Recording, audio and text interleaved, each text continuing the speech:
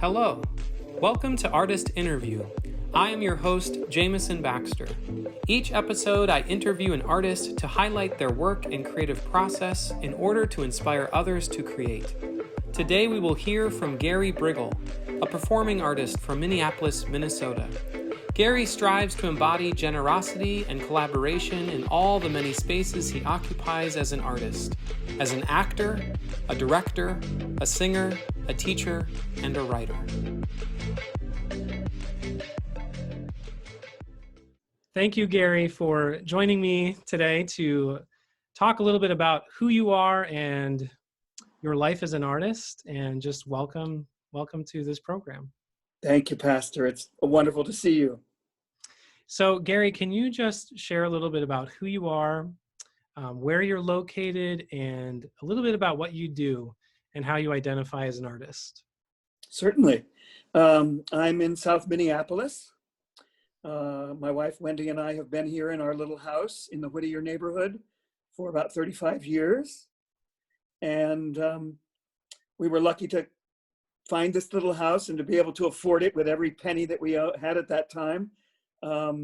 While my career was a regional career. In other words, this was home base, but I was working all over the country for over 30 years.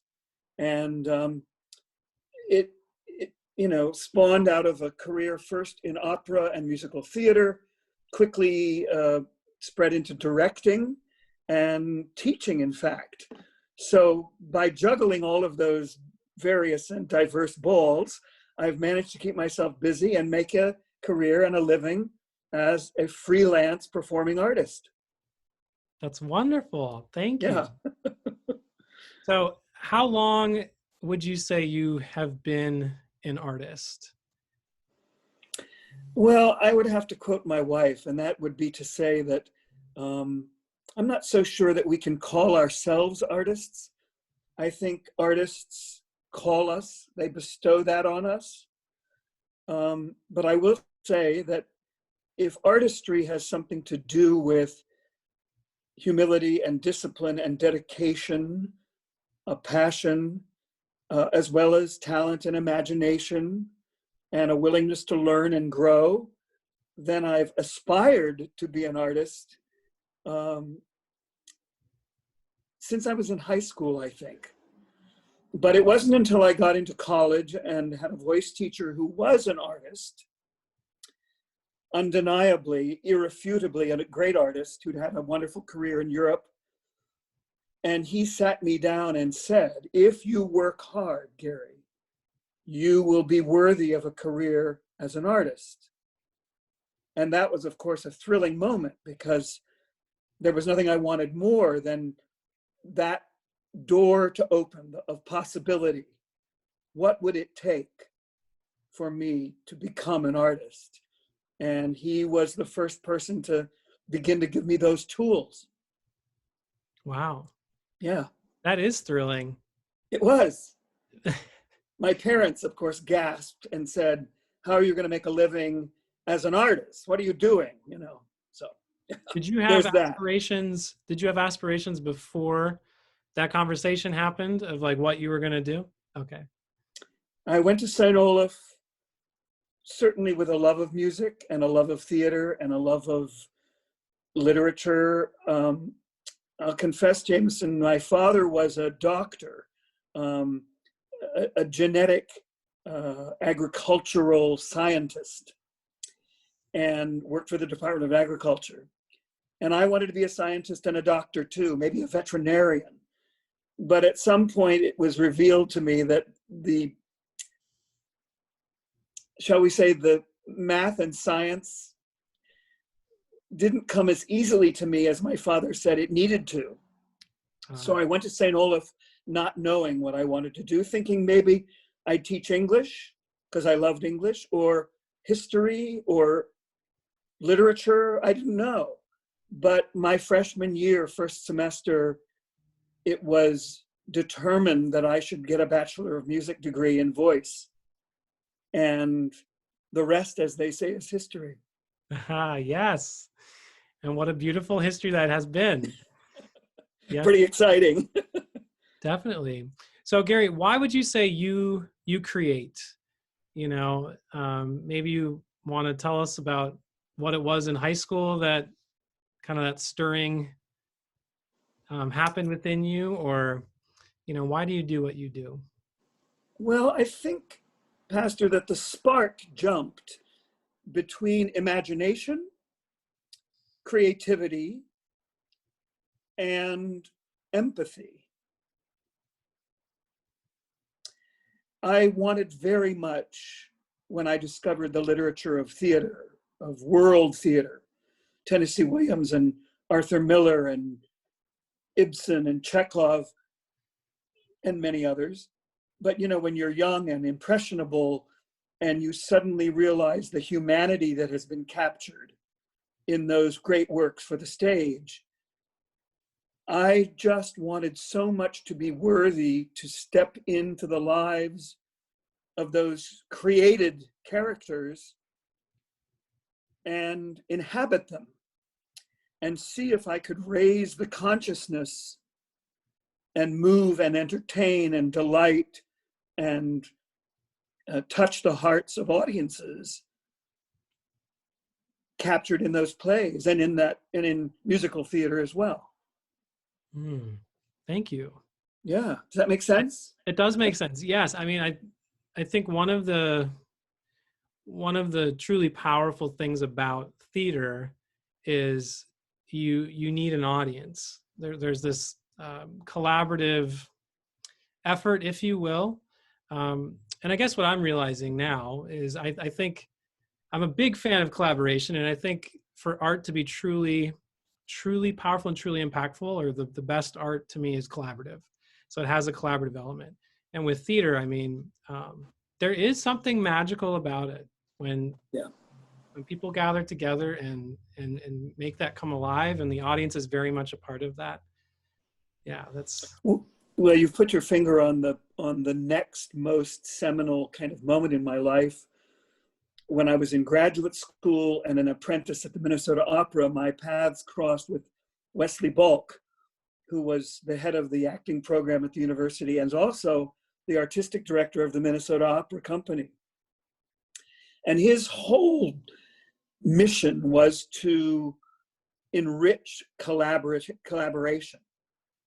and to teach collaboration, which in those days no one was doing. Everyone just said, well, let's be collaborative, and no one really knew how that happened. It was sort of like a lightning strike if collaboration was effective. But Wesley had begun to analyze the tools of collaboration and teach them, along with the tools of being, as he said, a complete singer-actor, an expressive and holistically connected artist. And boy, when you put artistry in service of collaboration, I just knew that this is where I belonged. And that meant for me making sure that I stayed in the room with playwrights and composers and poets, as well as designers and other artists, as you say, in the theater world, to bring my understanding of how to create generous and effective collaboration. Thank you. Yeah. Gary, what title would you give yourself? Because I know you're an actor, you're a singer. I mean, you mentioned performing artist, but can you walk us through all the different hats you have worn as a performing artist? Yes, I think I can.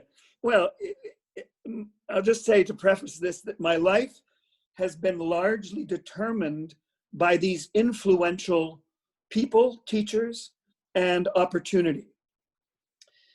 I learned pretty quickly not to try to steer my life too rigidly, not to say I'm just going to do this thing, and then if that didn't happen, panic or despair or whatever, abandon ship.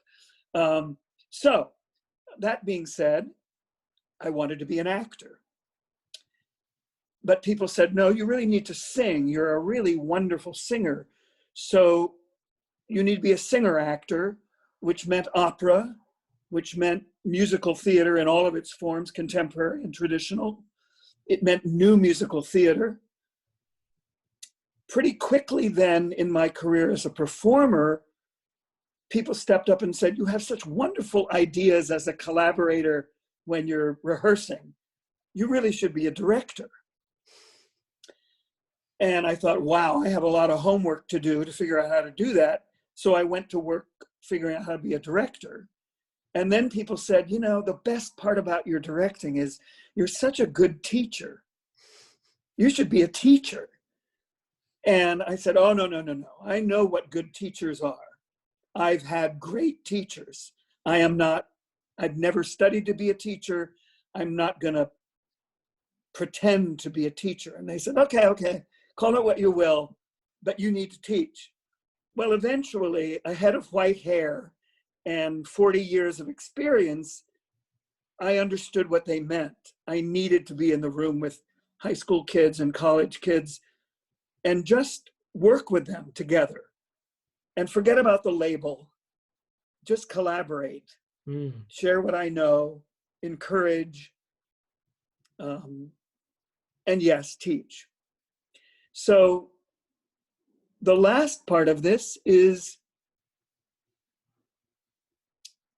the creative part, which is, I will never be a composer, but I'm a really good musical improviser, so I'm of use to composers. And I will never be a playwright, but I can write things that have value in theatrical and musical collaboration. So the last part is a little bit of writing is starting to seep into the picture. That's wonderful. Yeah. And I mean, it is neat to thank you for laying that out for us, because I do think there is a theme of collaboration underneath all of it, you know, that has allowed you to use all of those gifts and skills that you have and like carry them with you along the way because you're willing to have that collaborative spirit. So, well, and you know, having been in plays and choirs and musicals and everything else, the theater in all of its forms is so much about community, and community breeds collaboration and vice versa. So yes, it's inescapable. It is maybe the most appealing and nurturing aspect of what I do. wow. Thank you. So Gary, this next question, you get to choose, but can you walk us through your creative process? So you can choose whether you're, walking into a room teaching, or you are walking on set to rehearse something, or you're preparing a song, what have you, what might your creative process look like from start to finish? Well, it's a wonderful question. Thank you. I'm happy to say that because of my teachers, who insisted very early on in those formative years, undergraduate school in particular, and then graduate school, that a process was absolutely essential. One could not depend on inspiration. One had to have a plan of attack. If you're going to step up to the canvas as a painter, you can't start painting the details. You have to start with the broad brush strokes, get the outlines, all of those kinds of things. So my process across the boards, whether it's as a performer or a director or a teacher, is a unified one. It has to do with not being judgmental, not anticipating what's going to happen, not having expectations about myself or anybody else involved. And I come back to judgment, because this notion of, is it good enough? Is it correct? Is it the right answer? Is it the right choice? Is a paralyzing detriment.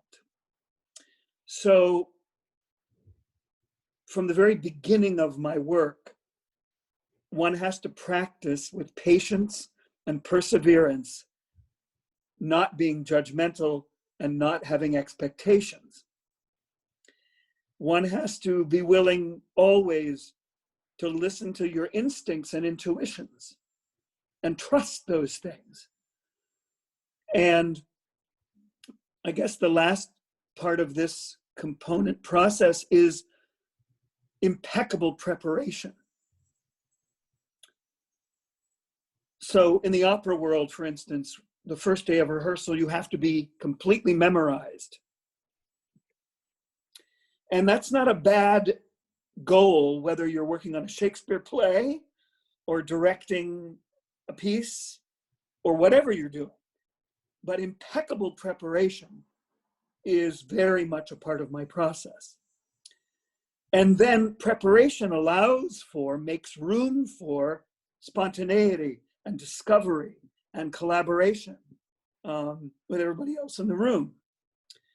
So I'm not so sure that there is a numerical step 1, step 2, step 3, but there is a plan that incorporates these essential tenets to everything that I do. Great. Thank you. Thank you. No, that's very helpful. Well, as you know, each individual project presents challenges. And so you can't be rigid about what your plan of attack is going to be, you know? Right. Yeah. You have to have a kind of an array of tools to choose from set out in front of you. And I think one of the most exciting parts of directing and teaching and acting is in any given moment, as the challenges present yourself, what do you reach for in your array of tools? And keeping instinct and intuition always before you, and that connects back to not judging, not coming in expecting to have an answer. And as I've said to many of my friends, as a director, I can't be the great and powerful Oz. I can't know all the answers. I have to know that there are other great minds and hearts and spirits in the room. And that's true as an actor, it's true as a singer. You know, it's just proof positive every time. Wow. Thank you. Mm-hmm. So Gary, I know you have worked with students, you have been an actor, you've been part of a cast, you've done all these different things, and I'm sure you have come across times where either you had self-doubt as a performer, or you heard someone else say, "Oh, I can't do that. I'm not an artist, or I'm not this, or I'm not that." What do you say to those people, or what would you say if you hear that? Well, I believe that the creative spirit lives in all of us in many, many ways. I also know you can put that light under a bushel, or someone else can do that, or a circumstance in your life can do that. It can dim that eternal flame.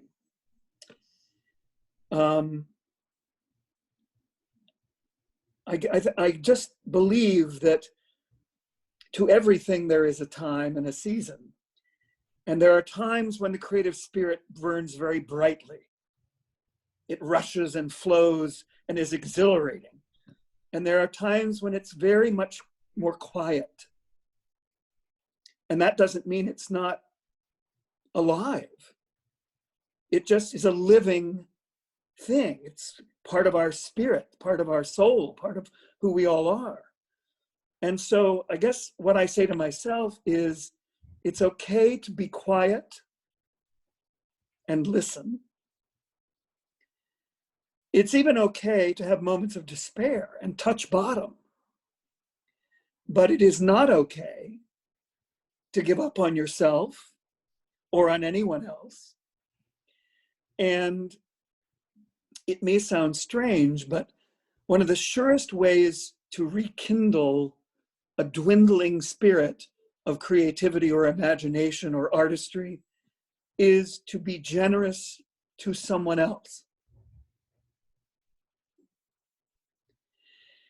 And being generous to someone else, in other words, if you feel like you're missing the mark in your own creative work or life, it doesn't mean you have to wait till the next choir rehearsal or play rehearsal or whatever to be generous.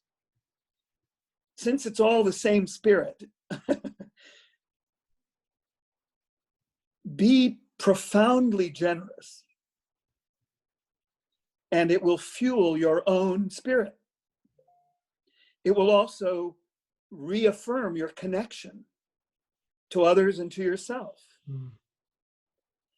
And that connection is really what artistry is talking about. It's me sharing with you an understanding and you saying, I know what you're talking about, or, oh, I don't think that's true. But it's a conversation, as you said. Right. It's a dialogue, it's a collaboration. And so, goodness knows, we all have our ups and downs, our dark shadows. And these times that we're in right now are particularly challenging. I'm not a moody person. I tend to be pretty solid, sunny, and durable. But I have to say that the sort of perfect storm of stresses has made some hills very steep for me on a day-to-day basis, and that's surprising. I'm not used to that. I'm not used to having to struggle too much. Mm-hmm. I'm blessed to have a resilient spirit. But the words self-care that we hear sort of spoken about these days apply to artistry as well as to our faith, as well as to our day-to-day life. And I think if anything, I would say to myself, as I would say to others, take good care of yourself. Do what you need to do to stay nourished and to be of good faith. Thank you. You talk about that generosity of spirit. That is something that I have always appreciated about you, Gary, being fortunate to know you and be able to have shared the stage with you a tiny bit. You have a generosity about you that I am just so grateful for. And when you touched on how sharing generosity can kind of ignite that creative flame, I have lived that from you. So thank you. It's interesting. My wife and I have spoken in the past at great length about the word confidence. Having a crisis of confidence as an artist, stage fright, whatever, can be a real paralyzing thing. But she reminded me that confidence in its root, confide, is with faith. And yes, a lack of confidence is to, in a sense, lose faith in yourself. But to rebuild confidence, to nurture confidence, means to pay attention to your faith. And we must make that an awareness and a conscious endeavor. We must not take faith for granted. As artists, as people, Absolutely. We have to make sure that there's, again, to beat the metaphor to death, but if the candle doesn't have any oil to burn, we must make sure there's oil in the lamp. Absolutely. And oxygen around it and all of those things that keep it bright. And that means we have to tend to it. Yes. With intention. So circling back to you mentioning opera, walking in and having that impeccable preparation, that first time you rehearse, you want to be memorized. So using that vein, of theater, the opera world. When you prepare an opera role, from that first time walking in to performing an actual performance, how long does a project like that look like sometimes for you? Well, I ain't a quick study, I'm afraid. I never have been. And so it's been interesting. Professionally, it used to be that you would get hired for a job about 8 to 10 months in advance. And boy, I would start at the beginning of that 8 to 10 months and work a little bit every day, especially if I was learning a big role. The irony of my profession is that now that amount of time has been cut in half or in thirds. Wow. It used to be that you rehearsed 6 to 8 weeks, and now you rehearse 2 to 3. So the whole preparation process, both as an individual and as a professional, has been drastically reduced. And the upshot of that is simply that, I have to know myself well enough to know that if someone calls me and says, in 3 weeks, I want you to be ready to do this part, I'm so excited to work with you on this part, I have to be able to say, I won't be ready in 3 weeks. I'm sorry. And that's heartbreaking. But I have learned at my own peril not to do work that I couldn't prepare for. It's part of that self-care you're talking about. Well, it is, because there's nothing worse, talk about the actor's nightmare, than being on stage and not fully prepared. Yes. So I guess I just really feel for anybody coming up in this profession who has to function at their highest levels under these ridiculous constraints. Yeah. It's my favorite thing to nag about when I talk to upper management. Can you kind of pinpoint, have you noticed when that shift happened of having, more preparation for a role, and now like when that shift happened to this rapid kind of sped up process? I mean, is part of that linked to performing spaces wanting to have just more shows and to drum up more revenue maybe, or? It's all, time is money. Yes. Okay. And maybe that's the easiest answer to that question. But when people wonder, when I try to prepare my students for the real world, the harsh reality is I have to try to get them up to speed according to that timetable. Wow.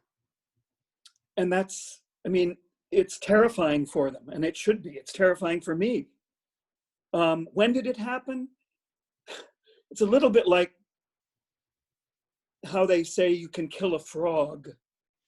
You put it in a pot of water and you just keep turning up the heat little by little by little. The frog doesn't even know it's cooking until it's cooked.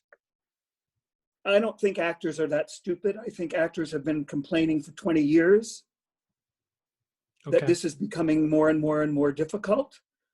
But part of the shark-infested waters of the profession is, well, if you can't do it,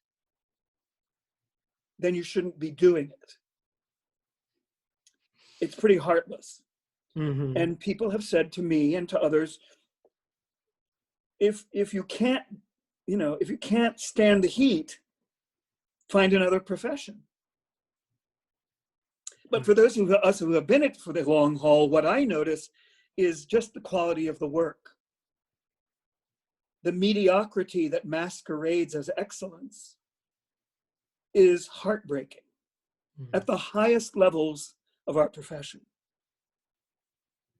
And as a director, one tries to fight against that. One tries to do work that is of integrity. One wants to make a show that's on the stage look like it's been in rehearsal for 6 weeks, even if it's only had 3. And there are many ways around that. hiring the same people to do the same thing over and over again because they already know the part, they already know, you know what I mean? Right. But that's a terrible drudgery, and it also closes doors to people who want to enter into the profession. Because if directors are only hiring people who've already done it, where is there room for the new, you know? Absolutely. It's very interesting, Jameson. You know, as I say, I thought I would be doing this without any sense of retirement. But some days I feel obsolete. Mm. And it's interesting, maybe topic for another time, is that as a white male in late middle age, I'm also feeling the cultural shift about the stories that we tell. Absolutely. I hear what you're saying. Yes. Yes. And I'm very sensitive to those. It's time for the white middle-aged male to step away from the table and make room for all of those people who have been denied a place for so terribly long. Mm. So, again, being an artist means being connected. And whatever happens, it is a lifetime of community and collaboration and connectivity. So I'm grateful. Thank you, Gary. Thank you for, I mean, you've painted for us such a richness of the theater world. And thank you for being vulnerable and sharing those. I mean, it's inherent in, I think, any environment, but particularly in the theater world, just those tensions that you're experiencing right now as a performing artist. It's like that tug between pushing towards the future and the history of it. And, you know, and I also think with our society, things constantly are trying to just get faster and faster and faster. And that's difficult for anybody. So thank you for kind of spelling that out for us. Very insightful. Well, I appreciate the opportunity to be with you, Pastor. And, you know, part of me, when I was at St. Olaf, hanging around with guys who were being called to the ministry, loving as friends a handful of remarkable men who went on and are now very potent ministers all over the country. It occurred to me, you know, that I might like to go into the ministry. And it's always been in my head. A few years ago, I said, oh, maybe I'll be a chaplain. Maybe, you know, and someone said to me, Gary, you've been a chaplain all your life. And I didn't know what they were saying, but they helped me to understand how being an artist in the theater and being connected to the human experience and learning with empathy and compassion about that, you know. Absolutely. And just listening. Just because listening is what we do as actors. It's the heart of what we do. That maybe I've been able to have my cake and eat it too. Absolutely. To live a life of artistry and faith yes. that I never imagined. That's beautiful. I'm glad you're able to recognize that, because I mean, just being willing to seek the ways that lead into connectivity, you know, generosity of spirit. I mean, listening. That, I mean, it touches on a human level. We need more of that from everybody. So, well, it is maybe the reason why the theater and gathering together in a room in the theater of one kind and another is fundamental. And I look forward to it again. absolutely. Yes. Yes. Well, you must feel that with congregation as well, of course. Mm-hmm. Right.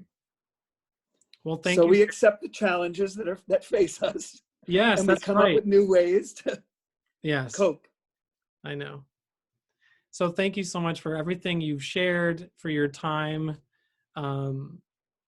Yeah, and really just, again, that richness, there's a richness to you, and the way you are able to bring to life, what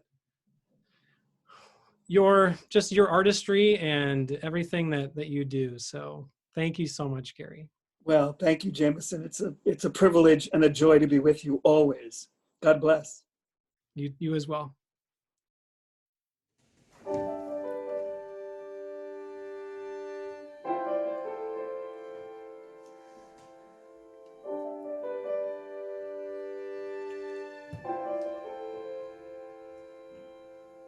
Once the future lay before me like a wandering road.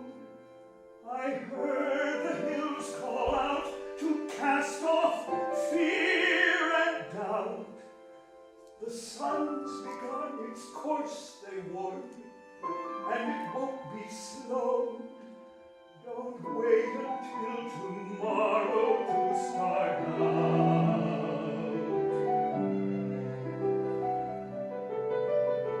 That golden morning promised beauty, but folks said, do your duty. And soon the racing sun was far outpacing me. I let my own dreams be denied and let those other folks decide the things I ought to do, the life I ought to lead, the man I ought to be. And now the dusk brings a secret sorrow that I could never tell them no. And there's no time left for me to borrow. When did I let tomorrow go?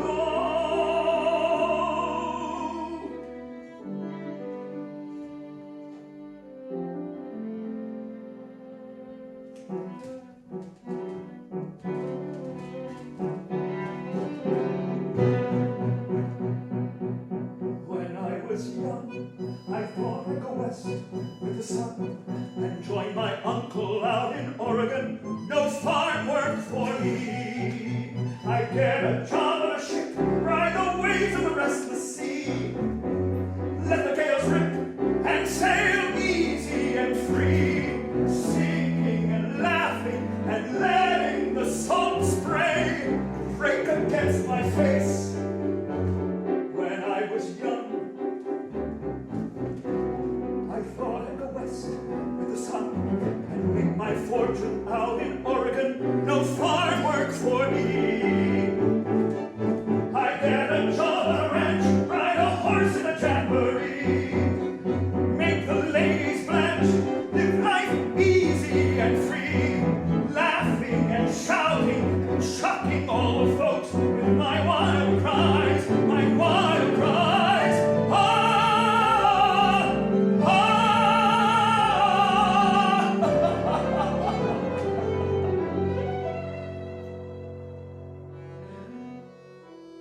When I was young,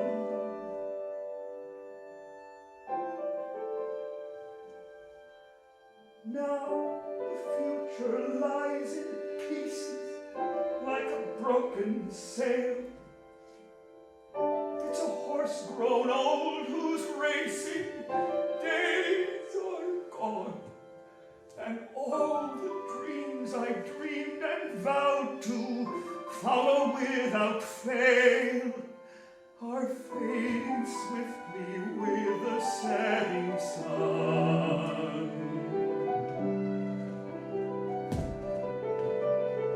The pace of time is unforgiving. What dreams could I be living if only I had found the courage to begin? My questions never cease to grow. The answers I will never know. What roads could I have walked? What songs could I have sung? What man could I have been?